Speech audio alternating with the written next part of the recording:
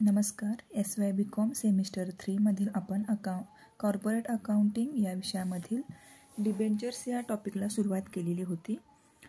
आज आपण या टॉपिकमधील प्रॉब्लेम नंबर 11 सोडवणार आहोत. ज्या पद्धतीने आपण प्रॉब्लेम नंबर 9 सोडवलेला आहे त्याच पद्धतीने प्रॉब्लेम नंबर 11 सुद्धा सोडवायचा आहे. सुरुवातीला आपण प्रॉब्लेम रीड करून घेऊया आणि समजून घेऊया की या प्रॉब्लेममध्ये नेमकं काय विचारलेलं आहे आणि त्यांनी आपल्याला काय रिक्वायरमेंट दिलेले आहेत. इथे पहा, प्रॉब्लेम नंबर 11 दिलेला आहे.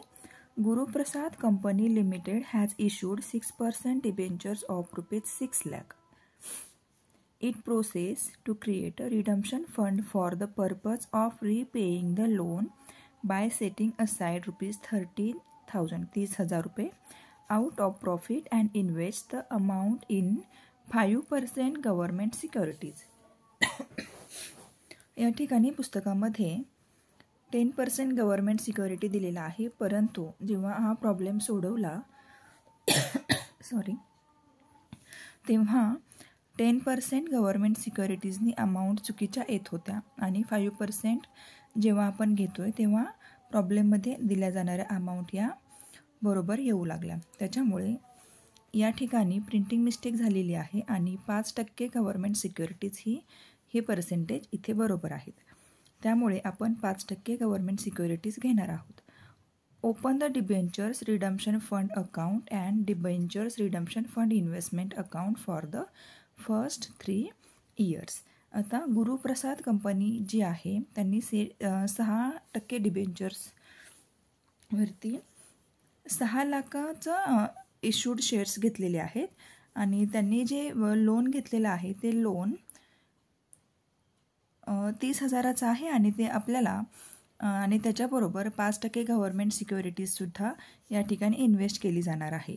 मग इथे आपल्याला अकाउंट्स तयार करायचे आहेत. डिबेंचर्स रिडम्पशन फंड अकाउंट आणि debentures redemption fund investment account हे 2 अकाउंट आपल्याला या ठिकाणी तयार करायचे आहेत. आधीच्या प्रॉब्लेममध्ये आपण 8% डिबेंचर्स अकाउंट तयार केलेलं होतं, परंतु इथे त्या पद्धतीची कोणतीही रिक्वायरमेंट दिलेली नसल्यामुळे आपण 6% डिबेंचर्स अकाउंट तयार करणार नाही. फक्त हे जे अकाउंट दिलेलं आहे डिबेंचर्स रिडम्पशन फंड अकाउंट आणि debentures redemption fund investment account तयार करणार आहे.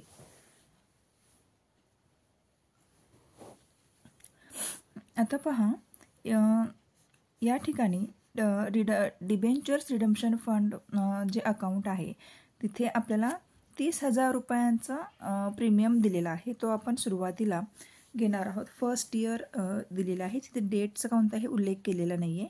ज्यावेळेस डेटचा उल्लेख केलेला नसतो तेव्हा आपण डायरेक्टली इयरचा उल्लेख करायचा आहे.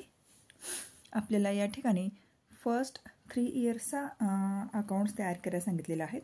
त्याच्यामुळे आपण फर्स्ट इयर या ठिकाणी डेट कॉलममध्ये घेतलेले आहेत. By profit and loss surplus account 30,000 रुपये आपण हप्ता भरलेला आहे आणि डेबिट साईडला त्यावर्षी दुसरं कोणतेही पोस्टिंग झालेलं नसल्यामुळे आपण क्रेडिट साईडची अमाऊंट दोन्ही बाजूला घेतलेली आहे आणि जो फरक आलेला आहे तो फर्स्ट इयरला डेबिट साईडला टू बॅलन्स क्रेडिट डाऊन असा शो केलेला आहे. त्यानंतर पुढे हा जो क्रेडिट झालेला बॅलन्स आहे तो आपण सेकंड इयरला ब्रॉड डाऊन करून घेतलेला आहे. बाय बॅलन्स ब्रॉड डाऊन 30,000 आणि बाय इंटरेस्ट आपण 1,000 रुपये घेतलेला आहे. तो 30,000 वरती 1,500 रुपये इंटरेस्ट चार्ज केलेला आहे. 30,000 गुणुले 5% बरोबर 1,500 रुपये येतात आणि ते आपण या ठिकाणी चार्ज केलेले आहेत. त्यानंतर प्रॉफिट अँड लॉस हा दुसऱ्या वर्षीचा आपण 30,000 रुपयांचा हप्ता इथे भरलेला आहे. सेकंड इयरला डेबिट साईडला दुसरं कोणतंही पोस्टिंग नाही आहे, त्याच्यामुळे क्रेडिट साईडची जी मोठी अमाऊंट आहे, जास्तीची अमाऊंट आहे ती आपण दोन्ही बाजूला लिहिलेली आहे आणि जो फरक आलेला आहे तो आपण डेबिट साईडला सेकंड इयरला टू बॅलन्स क्रेडिट डाऊन असा शो केलेला आहे. आता थर्ड इयरला सेम याच पद्धतीने सेकंड इयरचा जो बॅलन्स आलेला आहे ब्रॉड डाऊन बॅलन्स तो आपण थर्ड इयरला सेकंड इयरचा क्रेडिट डाऊन झालेला बॅलन्स आपण थर्ड इयरला ब्रॉड डाऊन केलेला आहे 61,500 रुपये आणि त्याच वर्षी जो 5% इंटरेस्ट आहे 3075 रुपये, तो आपण 61,500 या रुपयावरती ते 5% गव्हर्नमेंट सिक्युरिटीजचा इंटरेस्ट चार्ज केल्यानंतर आपल्याला ही अमाऊंट मिळते. आणि तिसऱ्या वर्षीची आपली 30,000 रुपयांची नवीन जी इन्स्टॉलमेंटची अमाऊंट आहे ती आपण या ठिकाणी भरलेली आहे. आणि नेहमीप्रमाणे तिसऱ्या वर्षीसुद्धा कोणतेही पोस्टिंग इथे दिलेलं नाही आहे, त्यामुळे क्रेडिट साईडची टोटल ही मोठी येते ती आपण दोन्ही बाजूला लिहून घेतलेली आहे.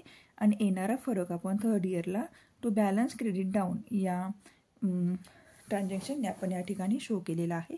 94,575 या ठिकाणी आपलं debenture redemption fund account ready झालेलं आहे. आता आपण दुसरी रिक्वायरमेंट सांगितलेली आहे आपल्याला, debenture redemption fund investment account, ते रेडी करूया. अशा प्रकारे हे अकाउंट्स ओपन करून घ्यायचं आहे. डेट पर्टिक्युलर रुपीज, डेबिट आणि क्रेडिट ह्या दोन्हीही साईड इथे ओपन करायच्या आहेत. आता इथे इन्व्हेस्टमेंट अकाउंट ओपन करण्याचा केलेला आहे, त्याच्यामुळे आपण ही इन्व्हेस्टमेंट केलेली आहे बँक अकाउंटमध्ये, त्याच्यामुळे हे पैसे आपले बँक अकाउंटमध्ये गेलेले आहेत.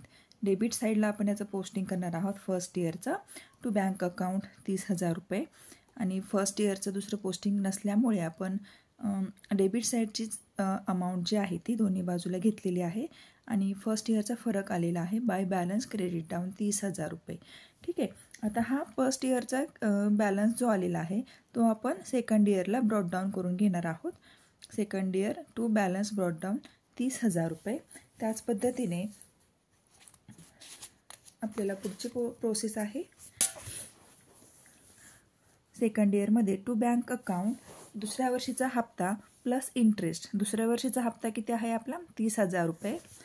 दुसऱ्या वर्षीचा हप्ता आहे आपला 30,000 रुपये. आणि जो इंटरेस्टची अमाऊंट होती 1,500 ती ॲड करून आपला हप्ता, आपली अमाऊंट एकूण झालेली आहे 31,500. आणि ही डेबिट साईडची आपली टोटल झालेली आहे 61,500. आणि क्रेडिट साईडला कोणतेही पोस्टिंग नसल्यामुळे आपला फरक आलेला आहे 61,500 रुपये. तो सेकंड इयरला आपण बाय बॅलन्स क्रेडिट डाऊन या ट्रान्झॅक्शनने उल्लेख केलेला आहे. आता सेकंड इयरचा हा जो बॅलन्स आहे तो आपण थर्ड इयरला ब्रॉड डाऊन केलेला आहे टू बॅलन्स ब्रॉड डाऊन 61,500. आणि जो हप्ता आहे आपला तिसरा 30,000 रुपये. आणि जो 61,500 रुपयावरती आपण 5% इंटरेस्ट चार्ज केला होता 3,075 रुपये, तो ॲड करून 33,075 रुपये ही अमाऊंट इथे आपल्याला मिळालेली आहे. आणि आपली अमाऊंट टोटल झालेली आहे तिसऱ्या वर्षाची 94,575. तोच फरक आपण सेकंड इयरला इथे घेतलेला आहे बाय बॅलन्स क्रेडिट डाऊन 94,575. आता आपल्याला 3 वर्षाचंच फक्त त्यांनी अकाउंट्स ओपन करायला सांगितले होते. हे 3 वर्षापर्यंत अकाउंट्स ओपन केलेले आहेत. आणि आलेला बॅलन्स फक्त आपण चौथ्या वर्षी ब्रॉड डाऊन करून ठेवणार आहोत आणि आपले हे अकाउंट इथेच क्लोज करणार आहोत. अशा प्रकारे आपण हे 2 अकाउंट्स या ठिकाणी ओपन केलेले आहेत. जर काही प्रॉब्लेम वाटला किंवा एखादी ॲडजस्टमेंट समजली नाही तर कमेंट्स बॉक्समध्ये कमेंट करून सांगू शकता. मी तुमचं उत्तर नक्की देईल. थँक्यू.